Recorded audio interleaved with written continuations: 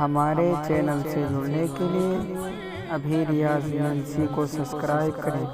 اور bell icon کو دبانا نہ بھولیں۔ سے پڑھاؤں، بلند آواز سے میرے ساتھ مل کر پڑھیں۔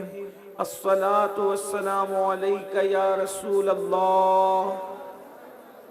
الصلاة والسلام علیکہ یا نبی اللہ،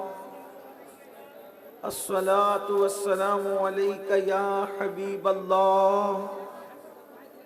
وعلا آلک واصحابک یا نور اللہ، صلی اللہ تعالی علیہ وسلم۔ رخ دن ہے یا مہر سما، یہ بھی نہیں وہ بھی نہیں، شب زلف یا مشک ختام، یہ بھی نہیں وہ بھی نہیں، بلبل نے گل ان کو کہا، قمری نے سروے جاں فضا، حیرت نے جھنجلا کر کہا، یہ بھی نہیں وہ بھی نہیں، خورشید تھا کس زور پر، کیا بڑھ کے چمکا تھا قمر، بے پردہ جب وہ رخ ہوا، یہ بھی نہیں وہ بھی نہیں، دن لہو میں کھونا تجھے، شب صبح تک سونا تجھے، شرم نبی خوف خدا، یہ بھی نہیں وہ بھی نہیں، رزق خدا کھایا کیا، فرمان حق تعالی کیا، شکر کرم ترس سزا،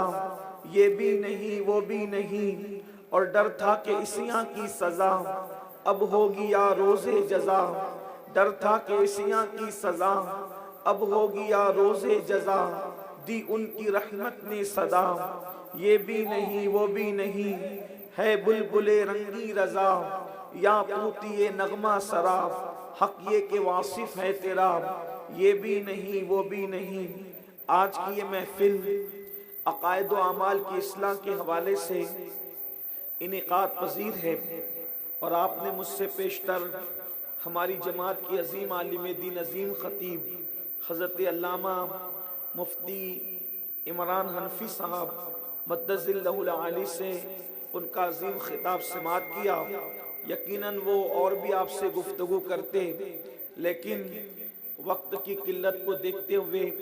انہوں نے اپنی گفتگو اور اپنے عنوان کو تشنا چھوڑا، اور میرے بعد ایک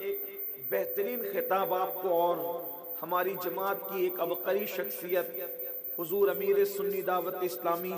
حضرت العلام مولانا محمد شاکر علی نوری صاحب قبلہ سے آپ کو سماعت کرنا ہے۔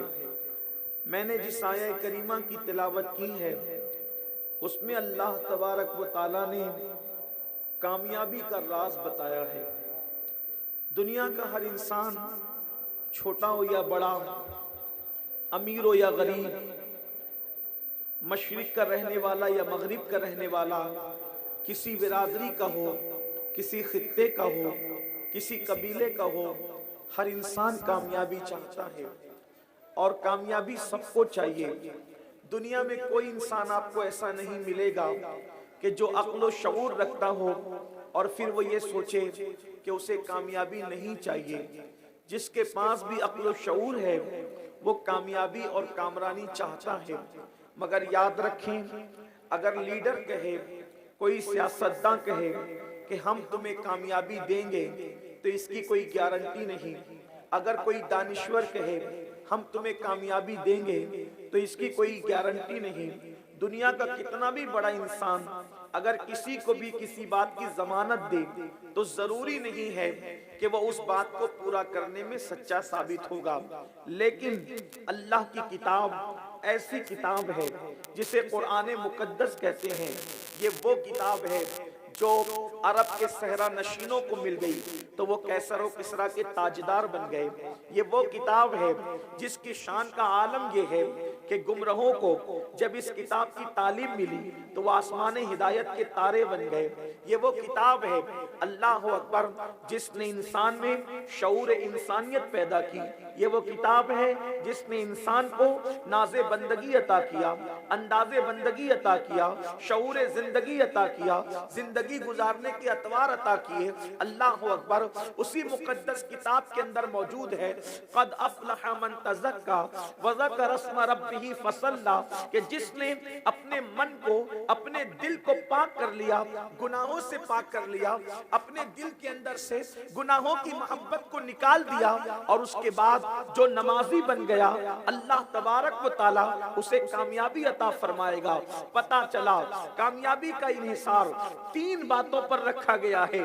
ایک تو یہ من کو پاک کرنا، اللہ کا ذکر کرنا اور نمازی بن جانا، ان 3 چیزوں پر کامیابی کی ضمانت دی گئی ہے۔ میرے پیارے آقا صلی اللہ علیہ وآلہ وسلم کے پیارے دیوانوں، مگر کتنے افسوس کی بات ہے، اللہ اکبر، گناہوں سے دل کو پاک کر کے، گناہوں کی گندگی سے دل کو پاک کر کے، گناہوں کی محبت سے دل کو پاک کر کے، اور زبان پہ اللہ کا ذکر سجا کر انسان اگر نمازی بن جائے تو قدرت رب العزت اسے کامیابی کی ضمانت دے رہا ہے۔ اللہ تبارک و تعالی اسے کامیابی کی ضمانت عطا فرما رہا ہے۔ آج قوم مسلم جو در در کی بیکاری بنی ہوئی ہے، آج قوم مسلم جو ذلت و رسوائی میں ڈوبی ہوئی ہے، آج قوم مسلم جو بے چینی اور بے قراری کا شکار ہے، آج قوم مسلم جو سسک رہی ہے، اللہ اکبر، اس کی سب سے بڑی وجہ یہ ہے کہ مسلمانوں نے اللہ کے گھر کو آباد کرنا چھوڑ دیا،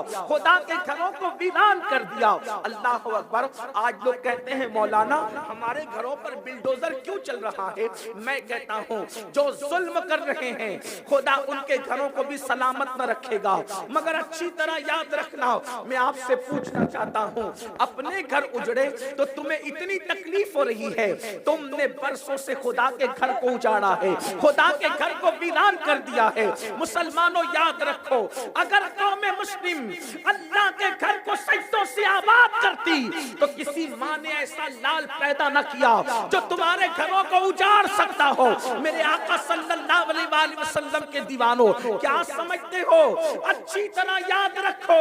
اس طرح کا ایک نہیں بلکہ ہزاروں جلسے سجا لو، تمہیں کامیابی نہیں مل سکتی۔ اللہ اکبر، کامیابی ملے گی تو خدا کے گھر کو سجانے کی وجہ سے، خدا کے گھر کو آباد کرنے کی وجہ سے۔ جلسے کرنا کامیابی کی ضمانت نہیں جب تک عمل کے میدان میں قدم نہ رکھو گے۔ اس کی وجہ یہ ہے، مسلمانوں اچھی طرح یاد رکھو، جب رات کی تاریکی میں، اللہ اکبر، مسجدوں پر جب رات کی تاریکی چھاتی ہے، جب رات کا وقت آتا ہے، رات کا سناٹا چھاتا ہے، اور اس مسجد کے اندر اس محلے کے نوجوان نماز پڑھنے کے لیے نہیں آتے، اس مسجد کو آباد کرنے کے لیے نہیں آتے، تو رات کے سناٹے میں مسجد اللہ کی بارگاہ میں عرض کرتی ہے، مولا